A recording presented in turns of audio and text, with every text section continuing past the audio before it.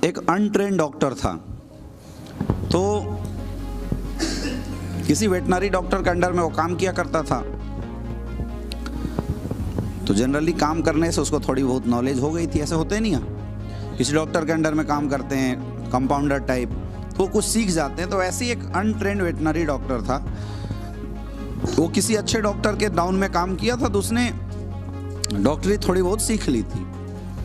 लेकिन उसका डॉक्टर से कुछ अनबन हुआ, तो उसने सोचा यार मैं कम थोड़ी हूँ, इंजेक्शन मैं भी ठोक लेता हूँ, दवाई का नाम मुझे भी याद है, मुझे भी सब कुछ पता है, तो आज से ट्रीटमेंट हम ही करेंगे। वो अपना बैग उठाया, पहुँच गया और प्रैक्टिस करने लगा। तो दूर दूर तक कभी भी किसी जानवर को कोई प्रॉब्लम आती तो डॉक्टर साहब के पास पहुँच जाता। तो डॉक्टर साहब का नाम अच्छा खासा हो गया। एक बार ऐसी रात को डॉक्टर साहब सोए हुए थे, तो एकाएक किसी ने फ़ोन किया, डॉक्टर साहब जल्दी आइए हमारे घर में, भैंस बीमार है। डॉक्टर साहब ने फटाफट अपना सूटकेस तैयार किया, अपने गाड़ी पे लोड किया और फटाफट पहुंच गए। तो जब डॉक्टर साहब वहाँ पहुँचे तो देखे कि भैंस का जो पेट है वो बड़ा सा एकदम फूला हुआ है और भैंस प्रेग्नेंट थी। तो डॉक्टर साहब ने अपना छानबीन किया और जो भी अब उनकी बुद्धि थी, उन्होंने बोला जल्दी से जल्दी इसके पेट में ना दवा पहुंचाना पड़ेगा, और अगर दवा पेट में पहुंचा दी है तो भैंस ठीक हो जाएगी, अगर नहीं पहुंचा पाए तो कुछ भी हो सकता है, बच्चा भी मर सकता है और भैंस को भी कुछ भी हो सकता है। तो सबने बोला तो डॉक्टर साहब फटाफट कीजिए। तो डॉक्टर साहब ने अपनी जो भी था वो आटा वगैरह लिया और उसमें अपना कैप्सूल वैप्सूल मिला के और डाल के बोला लो भैंस को खिला दो। लेकिन समस्या ये थी कि भैंस खा ही नहीं रही थी। भैंस के मुंह में कोई अगर ज़बरदस्ती डाले तो वो निकाल दे बाहर।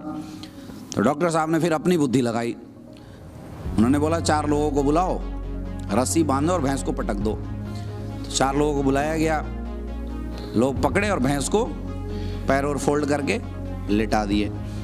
तो अब डॉक्टर साहब ने सोचा कि अब लेट गई है, तो एक पतला सा उन्होंने पाइप का अरेंजमेंट किया। तो एक ऐसा पाइप लाया गया नरम। तो डॉक्टर साहब ने बोला इसकी मुंह फाड़ दो, और सारा पाइप घुसेड़ दिया गया उसके मुंह के अंदर, पेट के अंदर।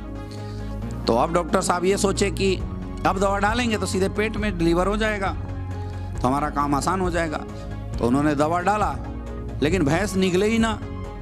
अगर भैंस निकले ही नहीं तो दवा जाएगा कैसे? तो दवा जा ही नहीं रहा था। तो डॉक्टर साहब ने बोला यार ऐसी बात है, मैं ऐसा करता हूँ, दवा तो है ही पाइप में, मैं इधर से फूंक मार देता हूँ, दवा उधर गिर जाएगा। उन्होंने अपनी बुद्धि लगाई। अब डॉक्टर साहब दवा डाल के मुंह में पाइप लेके जैसी फूंक करने वाले थे, फूंक मारने वाले थे, भैंस ने उल्टा फूंक मार दिया।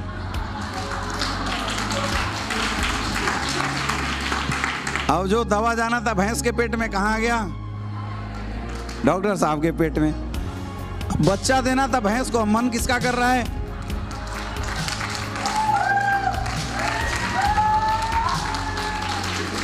तो हम में से भी बहुत सारे ऐसे अनट्रेंड नेटवर्कर होते हैं जो बिना सीखे मार्केट में फोल्डर लेके पहुंच जाते हैं और लोगों को समझाना शुरू कर देते हैं। अब लोग जो हैं उल्टी फूंक मार के उनको वापस भेज देते हैं।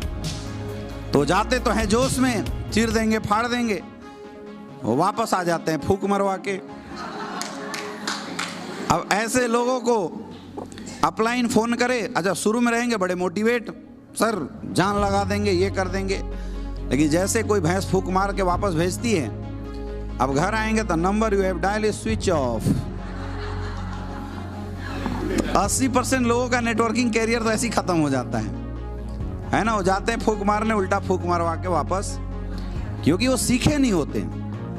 ऐसा क्यों होता है कि वो सीखे नहीं होते, दे आर अनट्रेन्ड पर्सन। तो जो अनट्रेन्ड होगा उसको नेटवर्क मार्केटिंग करना बहुत मुश्किल है, लेकिन जो सीखा रहेगा उसके लिए काम करना बहुत ही आसान है।